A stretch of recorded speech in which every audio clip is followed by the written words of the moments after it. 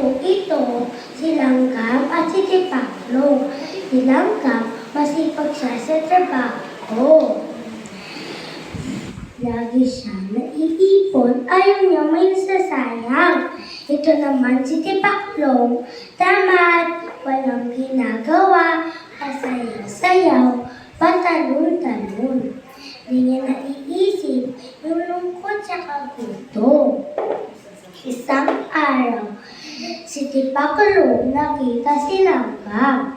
Sabi ni Tipaklong, "Lika, laro tayo. Puro ka na lang trabaho. Di mo na nagagawa yung gusto mo." Sabi ni Tipaklong.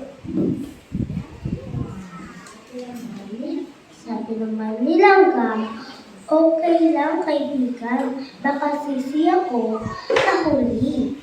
Sabi ni Langgam.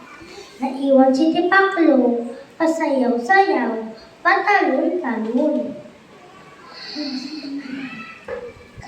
Kahit silang nagtatrabaho. Isang araw, umulan na malakas. Sabi ni Langgam, "Hala, bagyo ata to."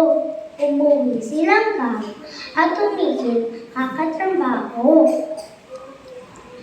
Hindi tumigil yung malakas na ulan. Nakakatakot yung hangin. Bumaha at nasira yung mga bahay. Naiwan si Tipaklong sa labas. Natago siya sa damuhan kasi wala siyang bahay. Nalalamig at masakit ang tiyan. Naalala niya ni Langgam. Tumakbo siya sa bahay ni Langgam at kumatok. Narinig ni Langgam yung katok ni Tipaklong. Binigyan niya ng inumin at pangkain. Sabi ni Tipaklong, "Nahiya naman ako." Sabi ni Tipaklong, sabi naman ni Langgam, "Okay lang kaibigan, baka madami naman ako naipon na pangkain." Simula noon, si Tipaklong natuto na huwag sayangin yung oras at lagi iipon. Thank you po.